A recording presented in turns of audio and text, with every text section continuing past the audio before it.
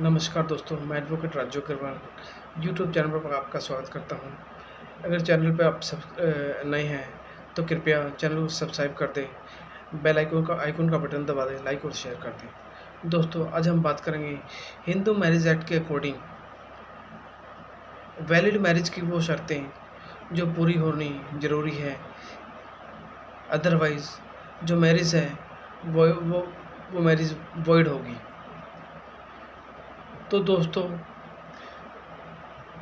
Hindu marriage act के section 5 में वो एसेंशियल्स कंडीशंस के बारे में डिस्कस किया गया है जिनके आधार पर कोई मैरिज वॉइड है या वैलिड है वो डिसाइड किया जाता है।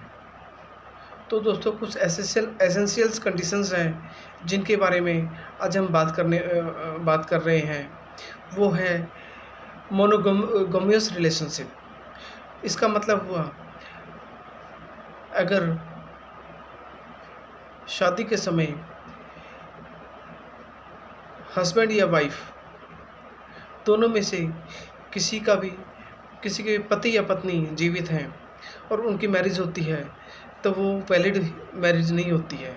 मतलब यह हुआ, अगर किसी की मैरिज होती है तो उस समय पति या पत्नी का कोई जीवित पति या पत्नी नहीं होना चाहिए।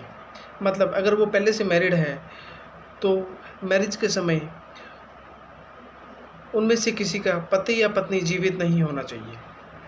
तो दोस्तों, जो दूसरा ग्राउंड है, एसेंशियलिटी है, वो है फ्री कंसेंट। इसका मतलब हुआ, मैरिज के समय पति या पत्नी दोनों कैपेबल होने चाहिए अपनी फ्री कंसेंट सहमति देने के लिए। अगर वो किसी दबाव में आके मैरिज करते हैं तो वो मैरिज वॉइड होगी। उस मैरिज को वैलिड मैरिज नहीं कहा जा सकता है। इसका मतलब हुआ, बिना किसी दबाव के अपनी खुद की मर्ज़ी से अगर शादी पति पत्नी करते हैं, लड़का लड़की शादी करते हैं तो वो शादी वैलिड होगी। अगर किसी दबाव में आके उन्होंने वो शादी की है तो वो शादी वैलिड नहीं होगी। वो जो मैरिज होगी वो वॉइड होगी। तो जो नेक्स्ट एसेंशियलिटी है वो है एज।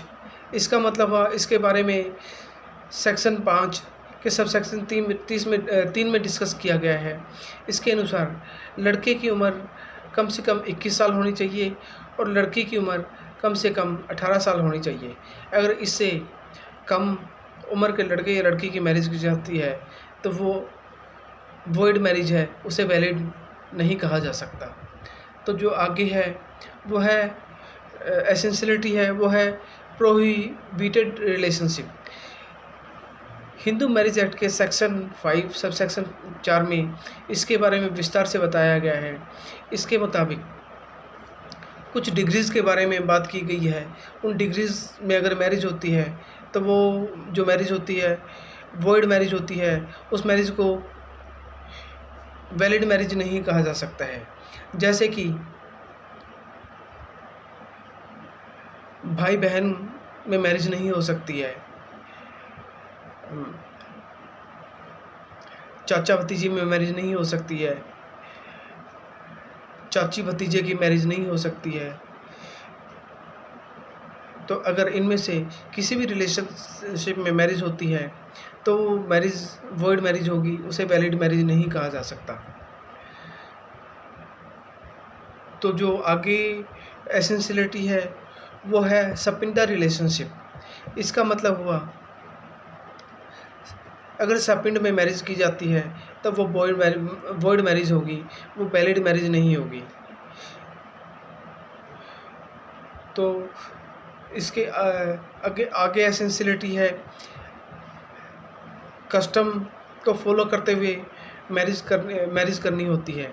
जैसे अगर हिंदूज़ में मैरिज होती है तो उसके लिए अग्नि के फेरे लेने ज़रूरी होते हैं।